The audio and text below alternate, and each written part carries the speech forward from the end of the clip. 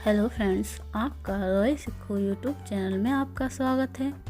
आज मैं आपके लिए फिर से एक और कहानी लेकर आई हूँ।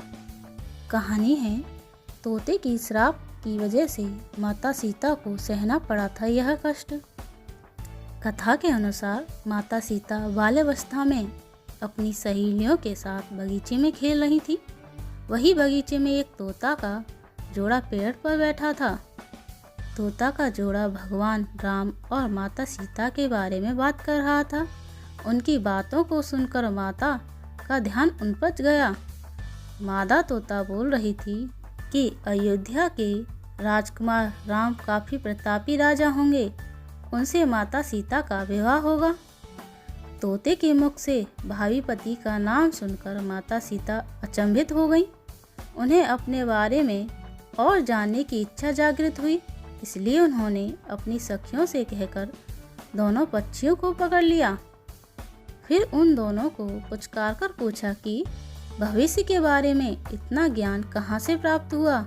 तब पक्षियों ने बताया कि इससे पहले हम महर्षि वाल्मीकि के आश्रम में रहते थे, जहाँ हर रोज राम और सीता के जीवन के बारे में बताया जाता था। इसलिए उनको दोनों के बारे में हर चीज़ कंठस्थ याद हो गई। सीता जी ने पक्षियों से कहा कि जिस जानक पुत्री सीता की तुम बात कर रहे हो वो मैं ही हूँ। मुझे मेरे और राम के बारे में और भी बातें जाननी हैं।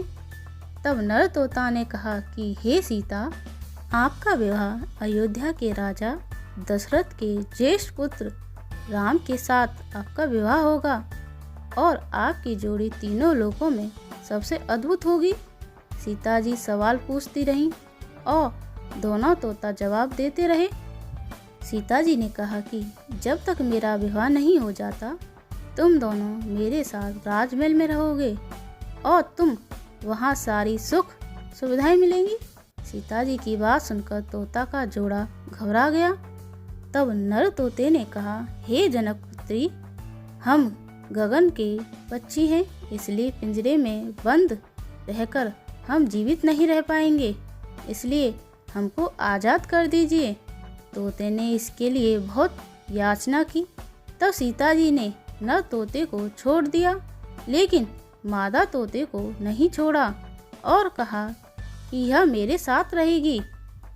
नर तोता ने कहा कि मेरी पत्नी गर्भवती है, इसलिए ऐसे समय पर उसको जाने दें। हम दोनों एक दूसरे का वियोग सहन नहीं कर सकते, इसलिए आप मेरी पत्नी को जाने दें। लेकिन सीता जी ने उसकी एक न सुनी।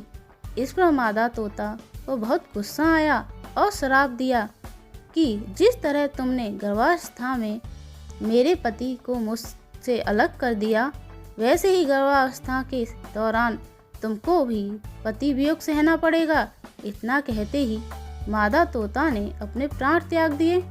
मादा तोता ने प्राण त्यागने के कुछ समय बाद नर तोता के पत्नी वियोग में प्राण चले गए, जिससे माता सीता को बहुत दुख हुआ, लेकिन तब तक बहुत देर हो चुकी थी। बताया जाता है कि अगले जन्म में तोता वही धोबी था जिसने माता सीता के चरित्र पर उंगली उठाई थी, जिसके बाद भगवान राम ने सीता माँ को गर्भावस्था के दौरान त्याग दिया। तब माता सीता महर्षि वाल्मीकि के आश्रम पहुंची और वहां उन्होंने लवकुश को जन्म दिया। जय श्री राम, जय श्री राम। आपको हमारी कहानी कैसी लगी कमेंट करके बताएं और ऐसी ही कहानी सुनने के लिए मेरे चैनल को सब्सक्राइब करें।